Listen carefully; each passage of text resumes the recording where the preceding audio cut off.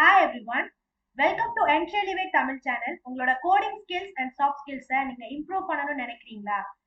Entri Elevate Tamil channelக்கு subscribe பண்ணுங்க, மறக்காம bell icon click பண்ணுங்க. நீங்க ஒரு developer ஆகணுமா? Full stack web development course join பண்ணணும்னா descriptionல இருக்க நம்பருக்கு கால் பண்ணுங்க. அதுல ஒரு Google form இருக்கும். அந்த form நீங்க fill பண்ணீங்க அப்படினா Entri teamல இருந்து கால் பேக் பண்ணுவாங்க. உங்களுக்கு என்னென்ன டவுட்ஸ் இருக்கோ அதெல்லாம் கிளாரிஃபை பண்ணதுக்கு அப்புறமா உங்களுக்கு பிடிச்ச டைமிங்ல நீங்க கிளாसेस அட்டெண்ட் பண்ணலாம். within 5 monthsல கிளாसेस அட்டெண்ட் பண்ணி ஜாப்க்கு போயிடலாம். இந்த வீக் நம்ம JavaScriptல இருக்கக்கூடிய ஒவ்வொரு டாபிக்கா நம்ம பார்த்துட்டு இருக்கோம்.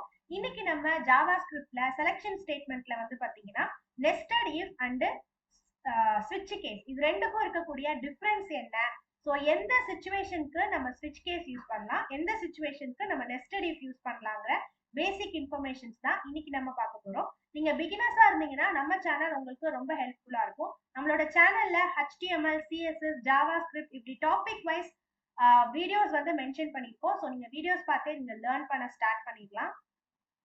So difference between nested if and switch case. நம்ம nested if டாபிக்ல நமக்கு பாத்தீங்கன்னா if குள்ள இன்னொரு if நம்ம ஸ்டார்ட் பண்ணுவோம். that means நம்ம sub if ஸ்டார்ட் பண்ண போறோம். சோ இந்த மாதிரி கண்டிஷன்ஸ் எப்ப யூஸ் பண்றோம். அதே மாதிரி switch caseல பாத்தீங்கன்னா நம்ம கேசஸ் இன்க்ரீஸ் பண்ணிட்டே போலாம். லைக் கேஸ் 1, கேஸ் 2, கேஸ் 3 இந்த மாதிரி நீங்க இன்க்ளூட் பண்ணிட்டே போலாம். ஸ்விட்ச் கேஸ்ல பாத்தீங்கன்னா நீங்க லெட்டர்ஸ் கொடுக்கலாம், அதே மாதிரி நம்பர்ஸ் கொடுக்கலாம். இஃப்ல கண்டிஷன்ஸ் நம்ம கண்டிப்பா மென்ஷன் பண்ணி ஆகணும். சோ அந்த ஒரு பார்ட் இருக்கு. ஸ்விட்ச் கேஸ்ல பாத்தீங்கன்னா நீங்க ஆப்ஷன்ஸை இன்க்ரீஸ் பண்ணலாம். சோ இப்ப கண்டிஷன்ஸ் நிறைய இருக்குன்னா நீங்க ஆட்டோமேட்டிக்கா நெஸ்டட் இஃப் சூஸ் பண்ணிக்கோங்க. கேசஸ் நிறைய இருக்கு, தட் மீன்ஸ் நிறைய ஆப்ஷன்ஸ் இருக்கு ஒரு பர்டிகுலர் டாஸ்க்கு அப்படின்னா நீங்க ஸ்விட்ச் கேஸ் யூஸ் பண்ணலாம். நம்ம இப்ப டெய்லி பாத்தீங்கன்னா டே டு டே லைஃப்ல நிறைய ஆப்ஷன்ஸ் இருக்கிற மாதிரி நிறைய அப்ளிகேஷன்ஸ் பார்த்துட்டு இருக்கோம். இப்ப நம்ம ஒரு டிவி சேனல் லிஸ்ட்லயே பாத்தீங்கன்னா ஒரு 100+ சேனல்ஸ் இருக்கு. சோ இந்த மாதிரி நம்பர் 1 ஒரு பர்டிகுலர் சேனல், நம்பர் 2 ஒரு பர்டிகுலர் சேனல் அப்படின்னா அந்த நம்பர் கிளிக் பண்ணோம்னா ஆட்டோமேட்டிக்கா அதுக்கு ரிலேட்டடா இருக்கக்கூடிய அந்த சேனல் நமக்கு பிளே ஆகுது. சோ இந்த மாதிரி நிறைய ஆப்ஷன்ஸ் இருக்கக்கூடிய இந்த பார்ட்டுக்கு நம்ம ஸ்விட்ச் கேஸ் யூஸ் பண்ணலாம். சோ சேனல் நம்பர் 1 வேணும்னா இந்த பர்டிகுலர் டாஸ்க் பெர்ஃபார்ம் ஆகணும்ங்கறத நம்ம கேஸ் 1ல கொடுத்திருப்போம். சேனல் நம்பர் 2 பாத்தீங்கன்னா எனக்கு பெர்ஃபார்ம் ஆகணும்னா கேஸ் நம்பர் 2ங்கறத மென்ஷன் பண்ணி நம்ம அதுக்கான கோடிங்ஸை ஸ்விட்ச் கேஸ்ல கொடுக்கலாம். சோ இதுதான் மேஜரான டிஃபரன்ஸ் பிட்வீன் இஃப் அண்ட் ஸ்விட்ச் கேஸ் அப்படின்னு சொல்லலாம். கண்டிஷன்ஸ் ஜாஸ்தி ஆகும் போது இஃப் கேஸ் யூஸ் பண்ணிக்கோங்க. நிறைய ஆப்ஷன்ஸ் இருக்கு அப்படின்னா நீங்க தாராளமா ஸ்விட்ச் கேஸ் யூஸ் பண்ணிக்கலாம். சோ இப்ப ஃபர்ஸ்ட் ப்ரோக்ராமா நம்ம பாத்தீங்கன்னா ஸ்விட்ச் கேஸ்க்கான ப்ரோக்ராம் போட போறோம். சோ நம்ம இருக்கக்கூடிய 26 லெட்டர்ஸ்ல AEIOU பாத்தீங்கன்னா வவல்ஸ், ரிமைனிங் இருக்கிறது எல்லாமே கான்ஸ்டன்ட் அப்படிங்கிறது நமக்கு தெரியும். சோ இந்த வவல்ஸை மட்டும் செப்பரேட் பண்ணி இதுக்கு தனியா கேசஸ் எழுதணும். அது நம்ம இந்த ப்ரோக்ராம ஸ்விட்ச் கேஸ்க்குள்ள எப்படி போடலாங்கிறது JavaScript குள்ள நம்ம பார்க்கலாம். சோ நீங்க ஸ்டார்ட் பண்றதுக்கு முன்னாடியே இது என்ன ப்ரோக்ராம் அப்படிங்கறத கமாண்ட் லைன்ல மென்ஷன் பண்ணிக்கோங்க. சோ இது ஜஸ்ட் vowels are constant அப்படின்னு சொல்லிட்டு நான் ஒரு ப்ரோக்ராம் மென்ஷன் பண்ணிக்கிறேன். இப்போ எனக்கு ஒரு கேரக்டர் வேணும். சோ யூசர் கிட்ட இருந்து கெட் பண்றதுக்காக let ch equal to prompt use பண்ணிக்கிறேன். இந்த ப்ராம்ப்ட்குள்ள enter character அப்படின்னு சொல்லிட்டு நான் இதுல மென்ஷன் பண்ணிக்கிறேன். இதுக்கப்புறம் நம்ம ஸ்விட்ச் கேஸ் ஸ்டார்ட் பண்ணிடலாம். சோ ஸ்விட்ச் அப்படிங்கிறதுக்குள்ள இந்த கேரக்டரை நம்ம பாஸ் பண்ண போறோம். உள்ள வரக்கூடிய கேரக்டர் இன்கேஸ் ஏ அப்படின்னா நமக்கு வவ்வல் அப்படிங்கிற மெசேஜ் இருக்கணும். சோ console.log அப்படிங்கிற இந்த பார்ட் எதுக்கு யூஸ் பண்றோம்னா பிரிண்டர் ஸ்டேட்மெண்ட்காக. சோ ஜஸ்ட் நம்ம வவ்வல் அப்படின்னு சொல்லிட்டு மென்ஷன் பண்ணிக்கலாம். இதுக்கப்புறம் நமக்கு இந்த லூப் சாட்டிஸ்ஃபைட் ஆகலைன்னா அடுத்த லூப்பை செக் பண்ணணுங்கிறதுக்காக இங்க ஒரு பிரேக் ஸ்டேட்மெண்ட் ஆட் பண்ணிக்கலாம். சோ இதே மாதிரி உங்களோட ஒரு கேஸ் நீங்க கொடுத்ததுக்கு அப்புறம் ரிமைனிங் கேசஸ் எல்லாமே நம்ம பாத்தீங்கன்னா காப்பி பேஸ்ட் பண்ணிக்கலாம். சோ நெக்ஸ்ட் ஒன் பாத்தீங்கன்னா இ. சோ இதுல பாத்தீங்கன்னா நம்ம கொட்டேஷன் மார்க்குள்ளதான் டெக்ஸ்ட் வேல்யூஸ் எல்லாத்தையுமே நம்ம இன்க்ளூட் பண்ணணும். நம்பரா இருந்தா டைரக்டா நீங்க மென்ஷன் பண்ணிக்கலாம். லெட்டர்ஸ்னா மட்டும்தான் கொட்டேஷன் மார்க் அட்டாச் பண்ணணும். So AEIOU. சோ இது வரைக்கும் நம்ம 3 கேஸ் எழுதியிருக்கோம். சோ இதுக்கப்புறம் பாத்தீங்கன்னா இங்க நான் ஓன் சேஞ்ச் பண்றேன். அண்ட் ஃபைனலா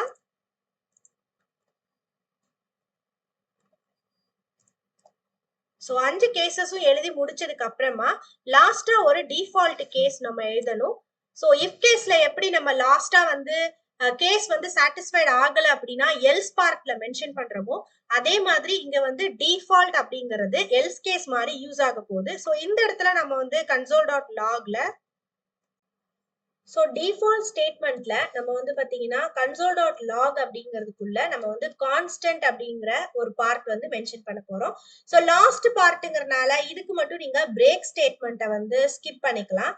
இப்ப நீங்க ரன் பண்ணீங்க அப்படின்னா கேரக்டர் மென்ஷன் பண்ண சொல்லி கேக்குறாங்க. ஸோ ஓ அப்படிங்கிற லெட்டர் நான் கொடுக்குறேன். இது வந்து எனக்கு வவ்வல்ஸ்குள்ள வருது, அதனால வவ்வல் அப்படின்னு வந்துருச்சு.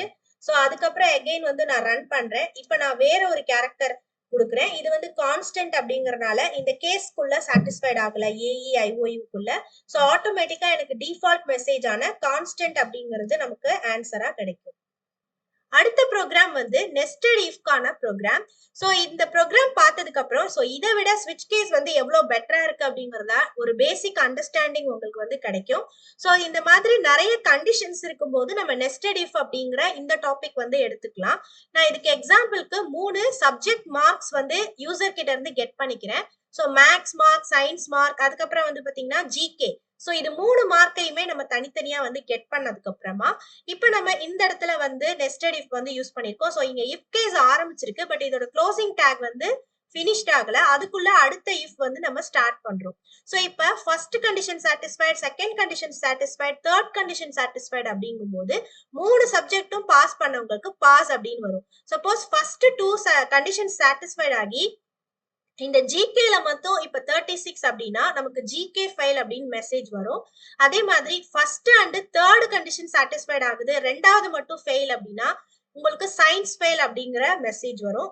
ஃபர்ஸ்ட் கண்டிஷனே உங்களுக்கு வந்து பாத்தீங்கன்னா மார்க்ஸ் கம்மி அப்படின்னா ஆட்டோமேட்டிக்கா மேக்ஸ் ஃபெயில் அப்படிங்கிறது வரும். இதுல இந்த எல்ஸ் பார்ட் தான் ரொம்ப இம்பார்ட்டன்ட். எந்த இடத்துல நீங்க இஃப் லாஸ்டா முடிக்கிறீங்களோ அது ரிவர்ஸ்ல வந்து உங்களுக்கு க்ளோஸ் ஆகுற மாதிரி இருக்கும். ஸோ இப்ப இந்த இடத்துல உள்ள இஃப் கேஸ் வந்து இங்கே முடிஞ்சிருது.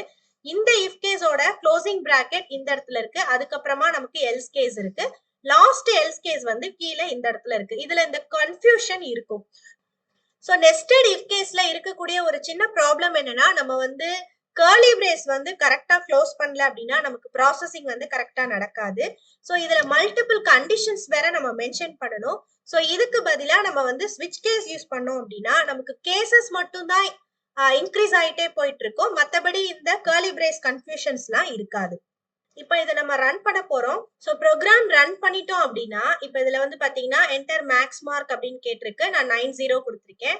சயின்ஸ் மார்க் வந்து பிலோ 40 கொடுத்திருக்கேன். நெக்ஸ்ட் வந்து 76 அப்படிங்கிறது ஜிகேக்கு. சோ ஃபர்ஸ்ட் கண்டிஷன் சாட்டிஸ்ஃபைட், ஆட்டோமேட்டிக்கா loop will coming to this point. இப்ப சயின்ஸ் கம்பேர் பண்ணும்போது இந்த லூப்புக்கானது சாட்டிஸ்ஃபைட் ஆகல. இப்ப இதோட கன்சோல் வந்து இங்க இருக்கு. சோ சயின்ஸ் ஃபைல் அப்படிங்கிற மெசேஜ் மட்டும் நமக்கு வந்திருக்கும். மூணாவதா இருக்கக்கூடிய இந்த ஜிகே பார்ட் வந்து எக்ஸிக்யூட் ஆகாது.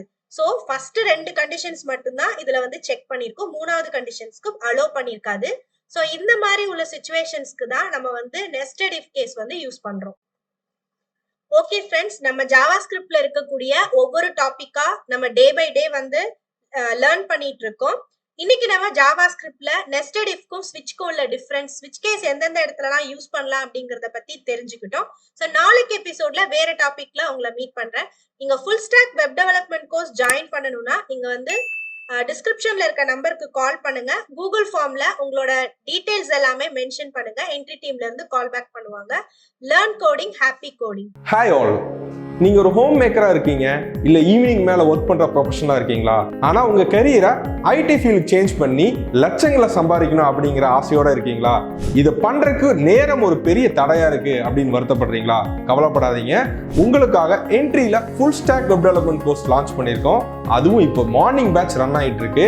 ஸோ இந்த பேட்ச்ல நீங்க ஜாயின் பண்ணி live classes, live mentorship, expert sessions with 100% placement அசிஸ்டோட உங்க வீட்ல இருந்தே படிக்கலாம், அது உங்க ஃபிளெக்சிபிள் டைம்ல. ஸோ இன்னும் வெயிட் பண்ணாம ஜாயின் என்ட்ரி ஆப் நவ்.